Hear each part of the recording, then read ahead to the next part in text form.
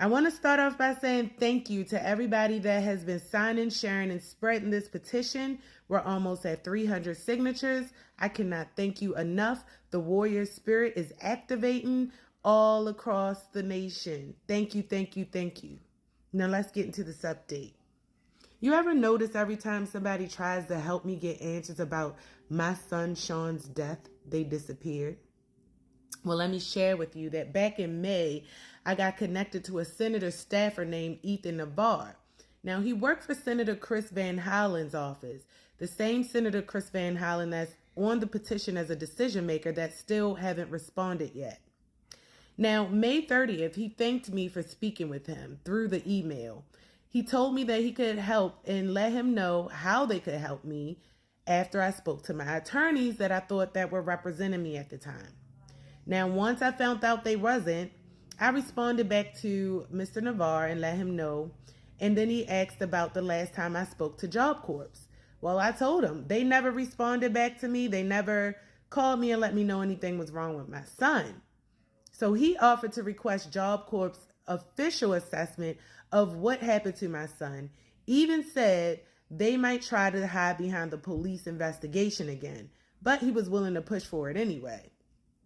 Now, June 10th, he told me he would follow up with the update. So apparently he started to make moves in the process to find some information out. Now, this is very important. The Department of Justice's Job Corps Division received an email from Chris Van Hollen's office, and I'm not sure if Mr. Navarre had anything to do with it. Now, they were asked for them to follow up with me.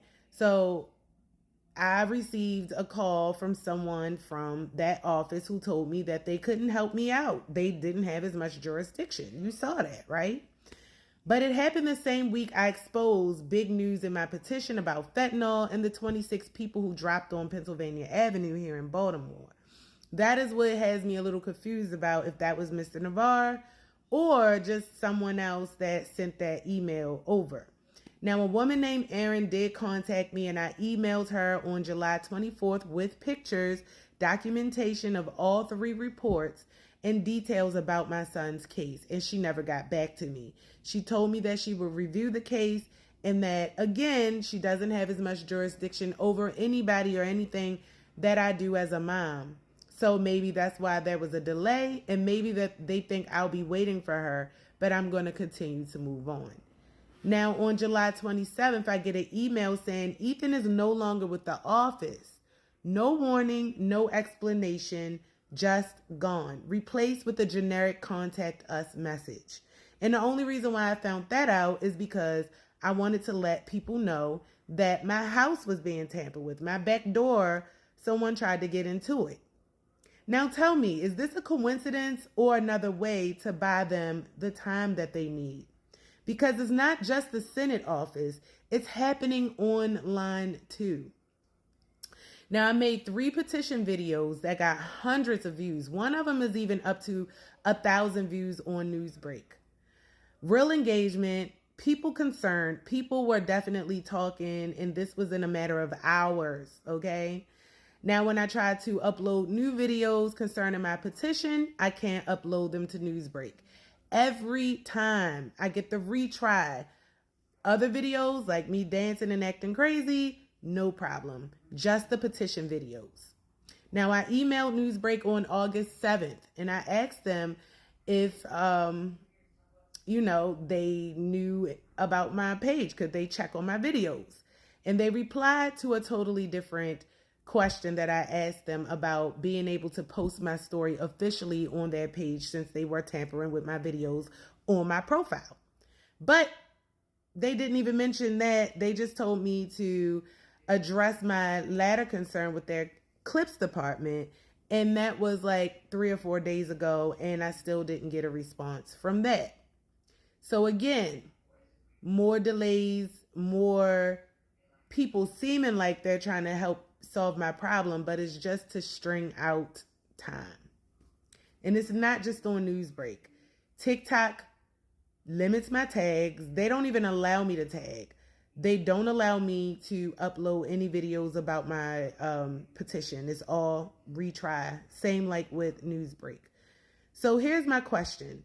If this was just Job Corps, why is it happening across all my platforms, across the states, even with the DOJ involved? Why is my TikTok videos being shadow banned and all these bots coming on my videos about reconnecting my account when it's already connected? Who decides which voices get to be heard? Who decides what gets to be silenced? And which part of the media gets to pull on your heartstrings when they need to? Why do they let certain Job Corps tragedies hit the news with staged sympathy, even talking about shutting down Job Corps? Y'all seen all of that in April and March. But they never actually shut them down. I'm starting to think that that was just a play to make it seem like what was going on. Just to avoid what happened in the winter months when more young people, staff and students, died in their care. Now, our children aren't just program participants.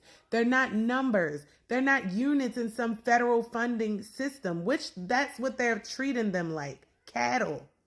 Their lives, loved ones, and families. But to these people, they're disposable. They treat them almost like products in an operation. And if that product gets damaged, well, to them, they just cover it on up and keep going with their lives. They silence the families. And I'm not sure how, because I'm speaking out and it's just like, it's silence around me.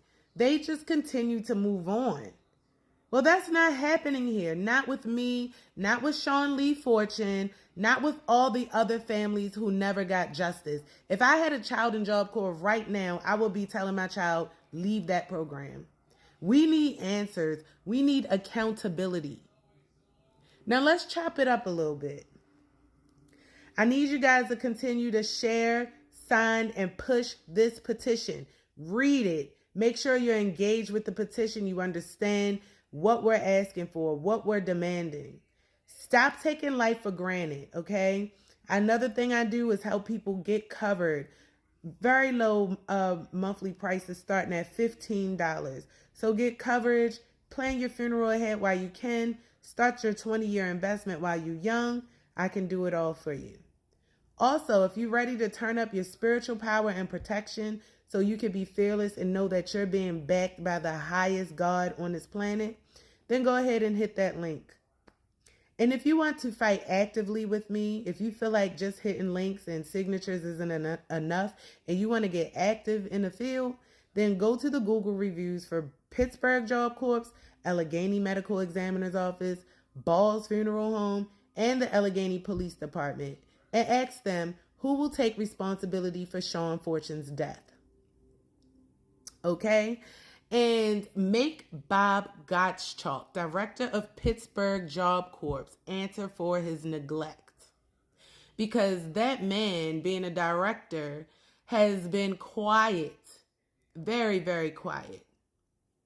Now let's go, warriors. We fight until the truth comes out.